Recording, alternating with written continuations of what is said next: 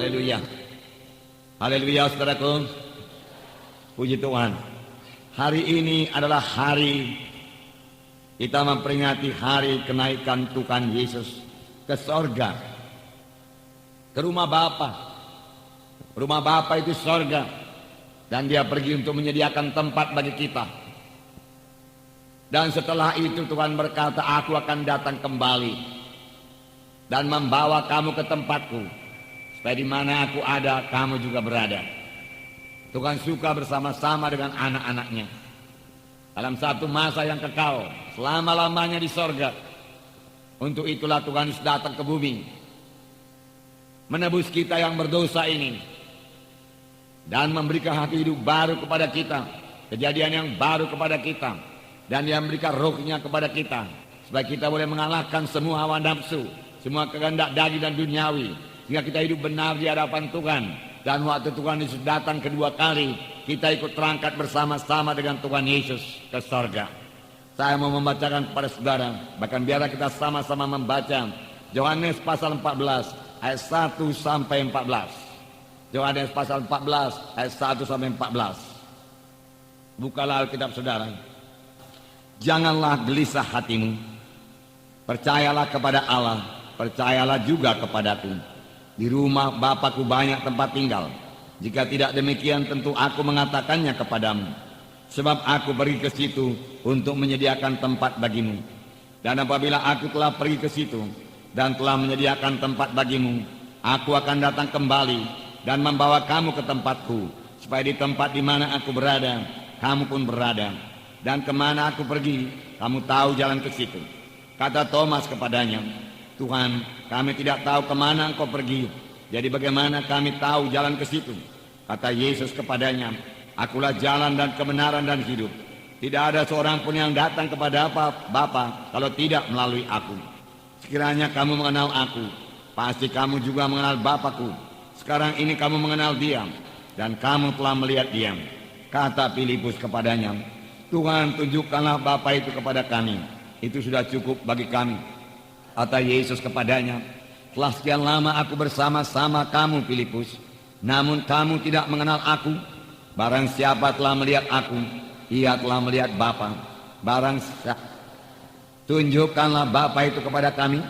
Tidak percayakah engkau bahwa aku dalam Bapa dan Bapa dalam aku? Apa yang aku katakan kepadamu, tidak aku katakan dari diriku sendiri, tetapi Bapa yang diam dalam aku, dialah yang melakukan pekerjaannya. Percayalah kepadaku bahwa aku dalam Bapa dan Bapa dalam aku, atau setidak-tidaknya percayalah karena pekerjaan-pekerjaan itu sendiri. Sesungguhnya barang siapa percaya kepadaku, ia akan melakukan juga pekerjaan-pekerjaan yang aku lakukan, bahkan pekerjaan-pekerjaan lebih besar daripada itu. Sebab aku pergi kepada Bapa, dan apa juga yang kamu minta dalam namaku, aku akan melakukannya, supaya Bapa dipermuliakan dalam anak. Jika kamu meminta sesuatu kepadaku dalam namaku, aku akan melakukannya. Nah, saudara yang kekasih dalam nama Yesus. Jadi Yesus berkata, di rumah Bapakku banyak tempat tinggal. Jika tidak demikian, tentu aku mengatakannya kepadamu, sebab aku pergi ke situ untuk menyediakan tempat bagimu. Rumah Bapa cukup luas, banyak ruangnya, dikatakan dalam terjemahan lama. Dan aku pergi menyediakan tempat bagimu, dan sesudah selesai aku akan datang kembali dan membawa kamu ke tempatku, supaya di mana aku berada, di situ juga kamu akan berada. Yesus yang sama, yaitu Yesus yang terangkat ke sorga, di mana dikatakan dalam Kisah Rasul pasal 1, murid-murid menatap ke langit. Waktu Yesus naik ke sorga, kemudian malaikat berkata, Yesus ini, puji Tuhan, bukan Yesus yang lain. Kisah Rasul pasal 1 ayat 9. Ayat 9 mulai. Sesudah ia mengatakan demikian, terangkatlah ia, disaksikan oleh mereka, dan awan menutupnya dari pandangan mereka. Ketika mereka sedang menatap ke langit, waktu ia naik itu, tiba-tiba berdirilah dua orang yang berpakaian putih dekat mereka, dan berkata kepada mereka, hai orang-orang Galilea, mengapa kamu berdiri melihat ke langit? Yesus ini yang terangkat ke sorga meninggalkan kamu, akan datang kembali dengan cara yang sama seperti kamu melihat dia naik ke sorga. Puji Tuhan. Jadi Yesus pasti datang kembali. Yesus ini, Yesus yang disalib 2000 tahun yang lalu di Golgota, yang mati, yang bangkit dari kematian, yang naik ke sorga, akan datang kembali dalam segala kemuliaannya untuk menjemput gerejanya, untuk bersama-sama dengan dia ke sorga. Bukan Yesus yang lain. Puji Tuhan, puji Tuhan. Setelah waktu itu kita akan bersama-sama dengan Yesus. 1 Tesalonika 4 ayat 16 dan 17. Saya membacakan kepada saudara. Sebab pada waktu tanda diberi, yaitu pada waktu penghulu malaikat berseru dan sangkakala Allah berbunyi, maka Tuhan sendiri akan turun dari sorga, dan mereka yang mati dalam Kristus akan bangkit, akan lebih dahulu bangkit. Sesudah itu kita yang masih hidup, yang masih tinggal, akan diangkat bersama-sama dengan mereka dalam awan, menyongsong Tuhan di angkasa. Demikianlah kita akan bersama-sama dengan Tuhan selama-lamanya. Selama-lamanya bersama-sama dengan Tuhan. Sini dikatakan, maka Tuhan sendiri akan turun dari sorga. Dan pada waktu itu apakah yang terjadi? Yang pertama dikatakan, mereka yang mati dalam Kristus akan lebih dahulu bangkit. Jadi yang mati dalam Yesus akan lebih dahulu bangkit. Jadi orang mati akan dibangkitkan dan diberikan tubuh yang baru, tubuh yang mulia, bukan roh-roh yang bangkit. Kalau rohnya sudah lama bangkit, kalau orang itu sudah selamat, sudah lahir baru, pada waktu dia meninggal dunia, maka rohnya segera bersama-sama dengan Tuhan. Tetapi tubuhnya masih di bumi ini. Jadi yang bangkit itu tubuhnya yang di bumi ini, yang boleh jadi sudah hancur pun dimakan tanah. Tuhan kumpulkan kembali dan Tuhan jadikan tubuh yang mulia, lalu rohnya masuk kembali ke dalam tubuhnya, lalu dia bersama-sama dengan Tuhan selama-lamanya. Itu terjadi waktu kedatangan Tuhan kedua kali. Tetapi apa yang terjadi kepada kita yang percaya yang masih hidup? Karena bisa saja kita masih hidup pada waktu Tuhan datang kedua kali. Terlebih sekarang ini kita melihat bahwasanya kita sudah hidup pada akhir daripada akhir zaman. Tidak lama lagi Tuhan Yesus pasti datang. Jangankan orang gereja, jangankan anak-anak Tuhan, orang dunia saja mengatakan bahwasanya kesudahan segala sesuatu sudah dekat. Kesudahan bumi ini sudah dekat. Kepunahan binatang-binatang dia katakan sudah dekat. Hutan-hutan sudah rusak, ozon sudah terbuka, dan lain sebagainya. Bumi ini sudah rusak dia katakan. Nah mereka, saudaraku, membuat segala macam teori, saudara, tetapi itu semua tanda-tanda, saudaraku, bahwasanya segala sesuatu akan berakhir. Manusia mencoba melestarikan hutan, manusia mencoba melestarikan, saudaraku, binatang-binatang langka supaya jangan binasa. Dia menjaga mawas-mawas supaya jangan binasa. Dia menjaga ikan paus supaya jangan binasa. Karena segala sesuatu mendekati akhirnya. Akhir daripada segala sesuatu sudah dekat. Dan Yesus akan datang kedua kali. Ini yang kita tunggu-tunggu. Ini bukan membuat kita menjadi takut, gentar, khawatir. Tidak. Ini membuat kita, saudaraku, bersorak-sorai dan bersuka cita. Karena waktu penebusan yang sempurna bagi kita. Di mana tubuh kita ini juga ditebus dengan sempurna. Sehingga beroleh tubuh yang mulia. Sudah sangat dekat. Dan kita akan bersama-sama dengan Tuhan di sorga. Hanya yang perlu kita pikirkan, saudara, pelayanan kita nomor 1, apakah kita sudah memberikan buah kepada Tuhan atau belum? Yang kedua, saudara, kita melihat famili-famili kita, apakah mereka nanti ikut terangkat kalau Tuhan Yesus datang kedua kali atau tidak? Kalau saudara mereka belum selamat, tentu mereka tidak ikut terangkat ke sorga. Inilah tugas kita.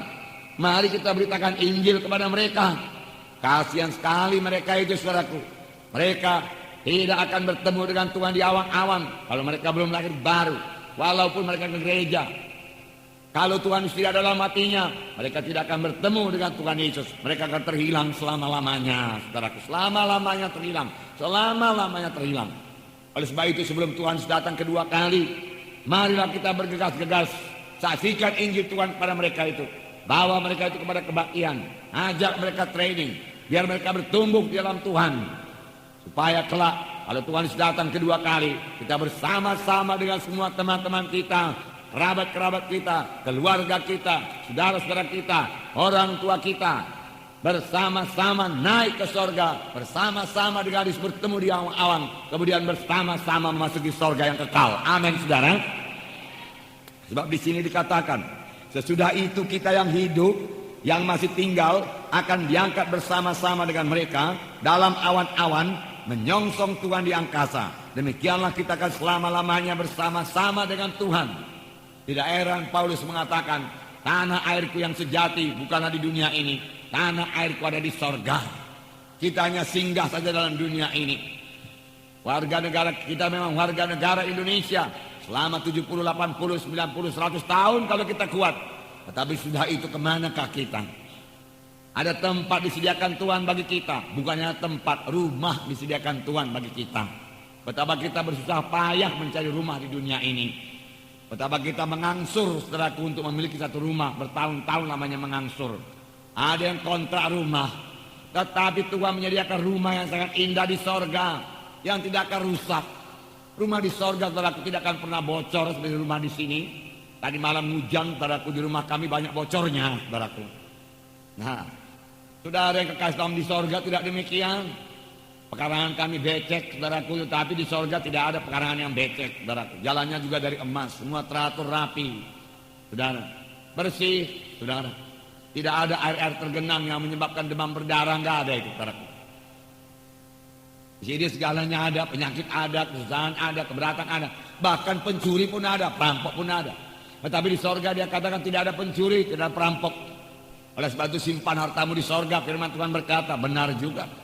Kalau memang kita mau pindah rumah, saudaraku, simpan harta kita di sorga. Amin, saudara.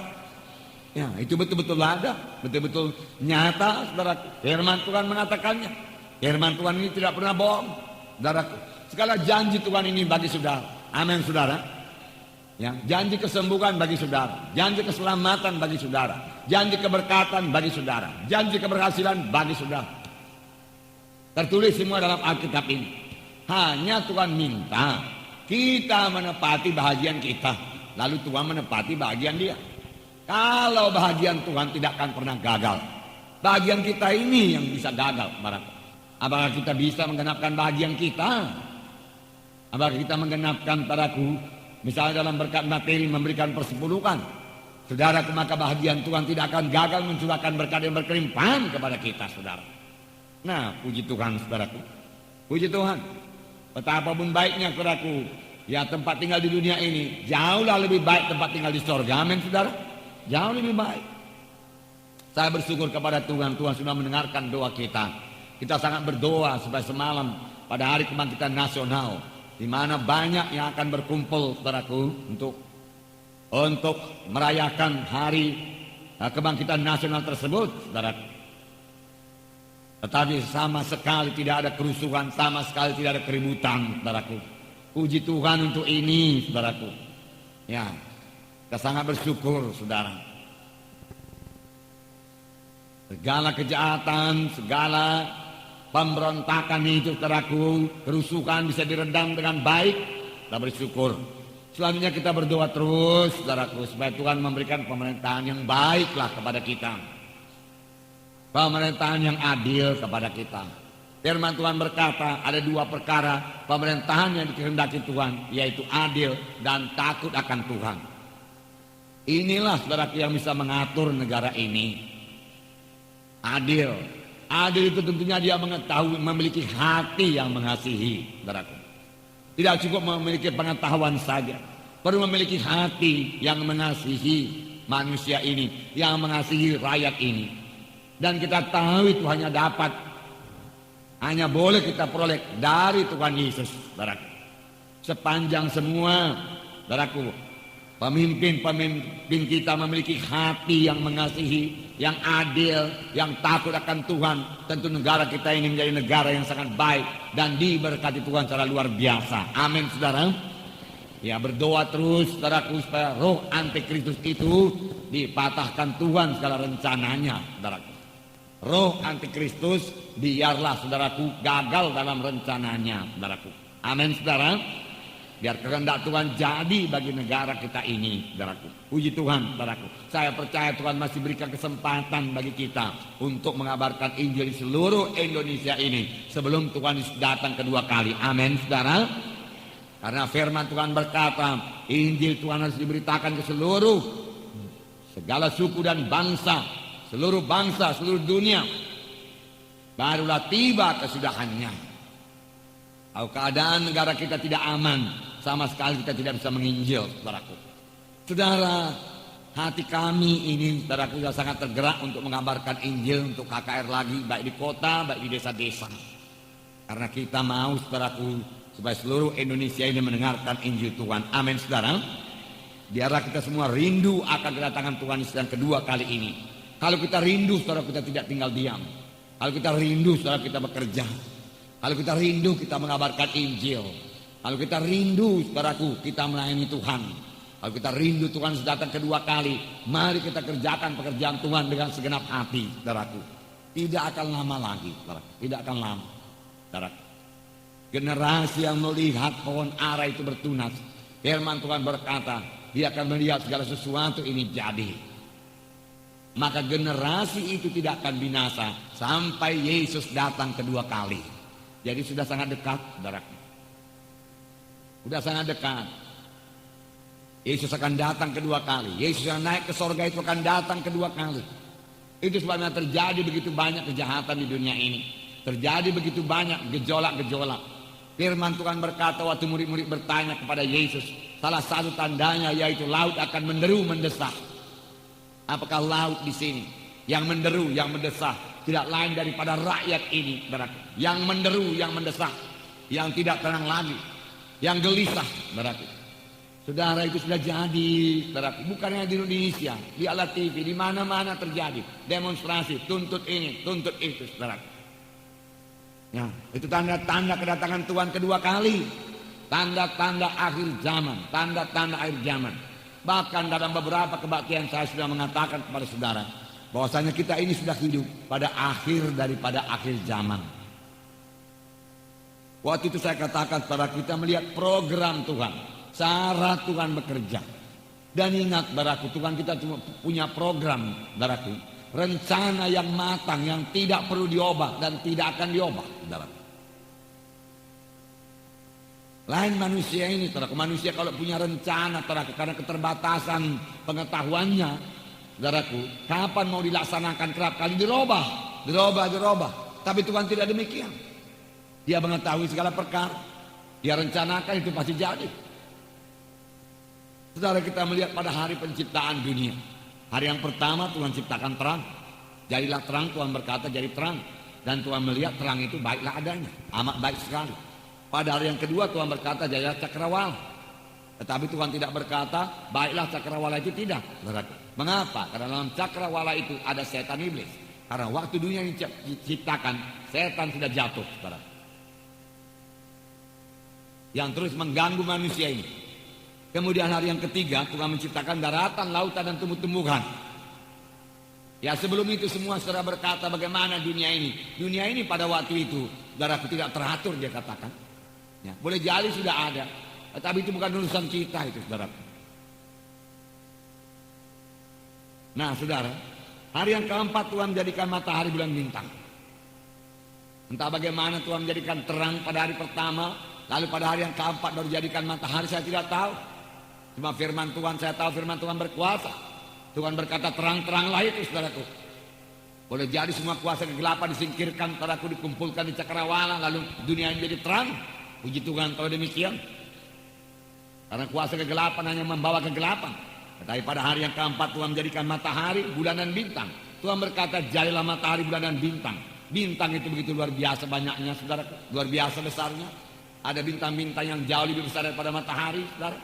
Yang jauhnya juga, saudaraku, jutaan-jutaan, saudaraku. Ya, saya tidak tahu apa namanya ukuran cahaya itu, saudaraku.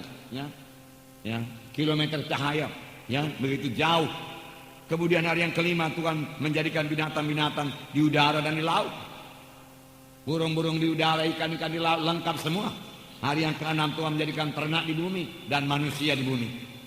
Tuhan jadikan dari debu tanah. Tuhan ciptakan Adam dan Hawa. Dan firman Tuhan berkata, hari yang ketujuh Tuhan berhenti. Hari yang ketujuh Tuhan berhenti. Selalu Tuhan berhenti. Pada hari yang ketujuh, ingatlah ini, saudara. Ini program Tuhan, cara kerja Tuhan, saudara. Kemudian Tuhan memilih, saudaraku, bangsa pilihannya, bangsa Israel.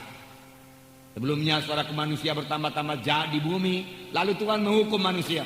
Hanya Nuh, saudaraku, dan seisi rumahnya yang selamat. 8 orang saja selamat. Yang lainnya binasa semua.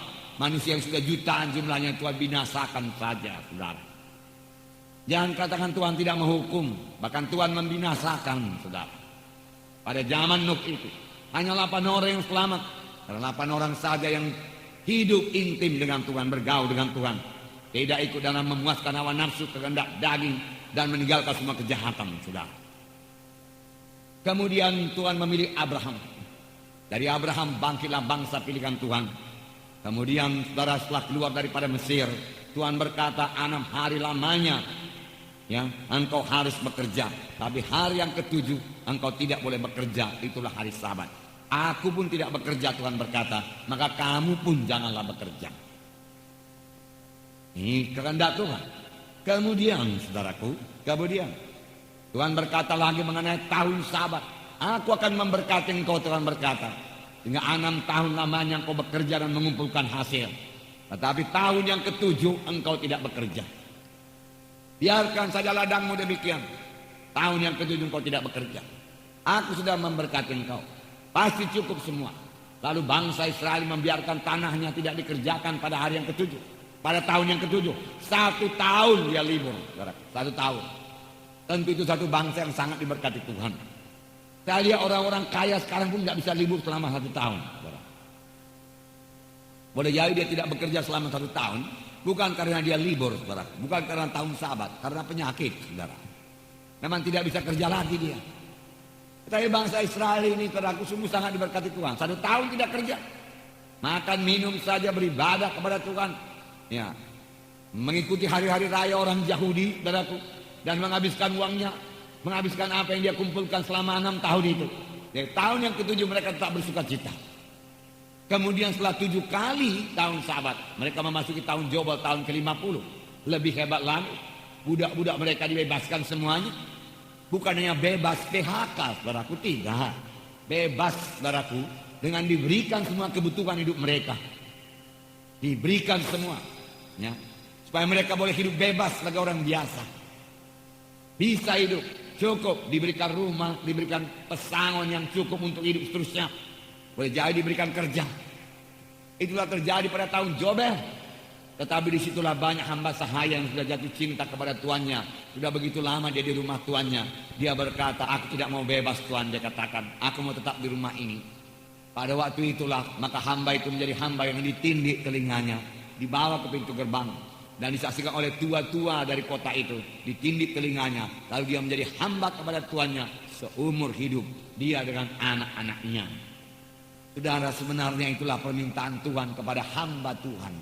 Sekarang ini kepada pendeta-pendeta, pelayan-pelayan Tuhan, penginjil-penginjil. Menjadi hamba yang ditindik. Seluruh hidupnya diserahkan kepada Tuhan. Dia tidak hidup bagi dirinya sendiri lagi. Tapi hidup bagi Tuhan. Itulah yang sangat disukai oleh Tuhan, saudara. Nah, saudara yang kasih dalam nama Yesus. Kita sudah hampir memasuki tahun yang ke-7.000 pada perhitungan Tuhan. Pada perhitungan Tuhan inilah hari yang ke-7, tahun ke-7.000. Mengapa, saudara? Karena 1 hari Tuhan 1000 tahun hari manusia. 1 hari Tuhan 1000 tahun hari manusia. 1000 tahun hari manusia 1 tahun kata Tuhan. Itu setahunnya 1 hari kata Tuhan, 1 hari. 1000 tahun 1 hari aja sama Tuhan. Karena Tuhan mempunyai perhitungan masa yang kekal. Ini tertulis dalam 2 Petrus 3 ayat 8. 2 Petrus 3 ayat 8. Saya bacakan pada saudara. 2 Petrus 3 ayat 8. Akan tetapi, saudara-saudaraku yang kekasih, yang satu ini tidak boleh kamu lupakan. Yang satu ini tidak boleh kamu lupakan. Yaitu bahwa di hadapan Tuhan 1 hari sama dengan 1000 tahun. Dan 1000 tahun sama dengan 1 hari. Di hadapan Tuhan. Jangan lupakan ini, Tuhan berkata. Bahwa di hadapan Tuhan, satu hari sama dengan 1000 tahun. Dan 1000 tahun sama dengan satu hari. Kita berkata 1000 tahun. Satu hari Tuhan berkata. Dari zaman Tuhan Yesus sampai zaman sekarang ini, hampir 2 hari. Sama Tuhan. Baru 2 hari aja sama Tuhan. Belum siap pun 2 hari. Kurang lagi 2 tahun. Saudara. Tidak heran Tuhan berkata pada hari-hari terakhir aku mencurahkan rohku. Tuhan mulai mencurahkan rohnya saudaraku semalam. Menurut perhitungan Tuhan. 1900 tahun yang lalu. Masih semalam sama Tuhan itu. Dan Tuhan mencurahkan rohnya pada hari ini saudaraku. Nah, begitulah cara Tuhan menghitung. Itu sebabnya Yohanes berkata dalam 1 Yohanes 2 ayat 18. Ini dikatakan, anak-anakku, 1 Yohanes 2 ayat 18, saya bacakan. Anak-anakku, waktu ini adalah waktu yang terakhir, dan seperti telah kamu dengar, seorang antikristus akan datang. Sekarang telah bangkit banyak antikristus. Itulah tandanya bahwa waktu ini benar-benar adalah waktu yang terakhir. Ayat 20 berkata, tetapi kamu telah beroleh pengurapan dari yang kudus, dan dengan demikian kamu semua mengetahuinya. Puji Tuhan. Kamu beroleh pengurapan dari Roh Kudus. Oleh sebab itu kamu mengetahuinya. Biarlah kita mengetahuinya. Saudara, di sini Yohanes berkata, waktu inilah waktu yang terakhir. Waktu inilah waktu yang terakhir. Tetapi kemudian orang dunia berpikir begini. Saya terangkan kepada saudara. Kapannya datang Tuhan itu? Ini kan ditulis Yohanes 1900 tahun yang lewat ini. 1900 tahun yang lewat. Yohanes berkata waktu ini adalah waktu yang terakhir. Jadi kapannya akhir zaman itu? 1900 tahun yang lewat pun dikatakan ini zamannya akhir. Bagaimana ini? Nggak tentunya kedatangan Tuhan itu kalau begitu masih lama lagi itu. Entah berapa ribu tahun lagi. Tidak berapa ribu tahun lagi. Saudara, ini memang ditulis Yohanes 1900 tahun yang lalu kira-kira lebih kurang. Dan dalam ilham Roh Kudus, dalam pimpinan Roh Kudus. Di mana dia berkata waktu inilah waktu yang terakhir. Karena Yohanes berpikir 1000 tahun itulah satu hari Tuhan. Lalu dia tahu setelah kira-kira 2000 tahun kemudian Yesus akan datang kedua kali. Itulah hari yang terakhir. Lalu dia tuliskan, waktu ini adalah waktu yang terakhir. Yohanes tidak salah, saudara. Dia benar. Karena dia menulis dalam pimpinan Roh Kudus. Memang 2 hari itu boleh dikatakan sudah hari terakhir. Karena memasuki hari yang ke-7. Memasuki tahun yang ke-7000. Di mana Tuhan mesti berhenti, saudara. Itu program Tuhan, itu cara kerja Tuhan. Kemudian, saudaraku, ya, Lukas yang menulis kisah Rasul juga berkata bahwasanya pada akhir zaman Tuhan akan mencurahkan rohnya. Dalam kisah Rasul pasal 2 ayat 17. Kisah 2 ayat 17. Akan terjadi pada hari-hari terakhir, demikianlah firman Allah, bahwa aku akan mencurahkan rohku ke atas semua manusia. Maka anak-anakmu laki-laki dan perempuan akan bernubuat, dan teruna-teruna akan mendapat penglihatan-penglihatan, dan orang-orangmu yang tua akan mendapat mimpi. Juga ke atas hamba-hambaku laki-laki dan perempuan akan kucurahkan rohku pada hari itu, dan mereka akan bernubuat. Lalu saudara berkata, bukankah ini sudah 2000 tahun yang lalu? Mengapa 2000 tahun yang lalu juga dikatakan akhir zaman? Karena Tuhan menghitungnya dengan hari Tuhan yang sama dengan 1000 tahun manusia ini. 1000 tahun hari manusia. Lalu Tuhan berkata, ini hari-hari yang terakhir. Aku mencurahkan rohku. Dan dimulai Tuhan pada hari Pantekosta. Pada hari Pantekosta yang kalau saya salah saudaraku minggu depan kita peringati hari Pantekosta. Amin saudara. 10 hari kemudian daripada ini saudara. Nah, tapi manusia menghitungnya mengenai dengan tahun-tahun manusia. Wah, sudah di 2000 tahun hampir. Dia katakan, berapa lama akhir zaman itu? Berapa lama akhir zaman itu? Tuhan berkata 2 hari. 2 hari. 2000 tahun. Ya sudah dekat. Dekat sekali. Sini dikatakan, hari-hari terakhir Tuhan mencurahkan rohku. Aku akan mencurahkan rohku. Lihat baptisan air kita, saudara. Tuhan mencurahkan rohnya saja. Jiwa-jiwa berbaris. Saudaraku, ada yang baru selamat pagi hari. Sore hari dia berbaris untuk dibaptiskan dalam baptisan air. Anak-anak Tuhan mendoakan, hamba Tuhan berdoa, diletakkan tangan, tiba-tiba dia bicara dalam bahasa roh, dia penuh dengan Roh Kudus, dapat baptisan Roh Kudus. Kenapa begitu mudah? Karena Tuhan mencurahkan rohnya. Sebentar lagi nubuat akan bertambah-tambah, penglihatan akan bertambah-tambah, mimpi-mimpi juga akan diberikan Tuhan. Semua itulah pekerjaan Roh Kudus. Saudara, tidak heran saudaraku. Mengapa ini semua saudaraku diterangkan Tuhan? Supaya hari itu jangan menimpa kita sebagai pencuri. Supaya kita berjaga-jaga. Dalam 1 Tesalonika 5 dikatakan, Tesalonika 5 ayat 1 mulai saya bacakan. 1 Tesalonika 5 ayat 1. Tetapi tentang zaman dan masa, saudara-saudara, tidak perlu dituliskan kepadamu. Karena kamu sendiri tahu benar-benar bahwa hari Tuhan itu datang seperti pencuri pada malam. Akan waktunya, akan harinya, tanggalnya tidak seorang pun yang tahu. Tetapi Tuhan memberikan tanda-tandanya supaya kita berjaga-jaga. Supaya jangan hari itu saudara mendatangi kita sebagai pencuri. Ayat 3. Apabila mereka mengatakan semuanya damai dan aman, maka tiba-tiba mereka ditimpa oleh kebinasaan seperti seorang perempuan yang hamil ditimpa oleh sakit bersalin. Mereka pasti tidak akan luput. Tetapi kamu, saudara-saudara, kamu tidak hidup dalam kegelapan, sehingga hari itu tiba-tiba mendatangi kamu seperti pencuri. Karena kamu semua adalah anak-anak terang dan anak-anak siang. Kamu bukanlah orang-orang malam atau orang-orang kegelapan. Haleluya. Tetapi bagi kamu, Tuhan berkata, kamu tidak hidup dalam kegelapan, tidak hidup dalam dosa lagi, tidak dalam penyembahan berhala sehingga pikiran kita digelapkan. Sehingga kita menyerahkan diri pada pemuasan hawa nafsu. Tidak, kita tidak hidup di situ lagi. Oleh sebab itu kamu mengerti firman Tuhan. Firman Tuhan berkata, karena kamu semua adalah anak-anak terang, kamu mengerti apa yang kukatakan ini, sehingga hari itu tidak menimpa kamu seperti pencuri datang pada waktu malam. Saya tidak akan terkejut kalau Yesus datang saudaraku besok, saudaraku. Karena saya memang sudah menanti-nantikan kedatangan Tuhan.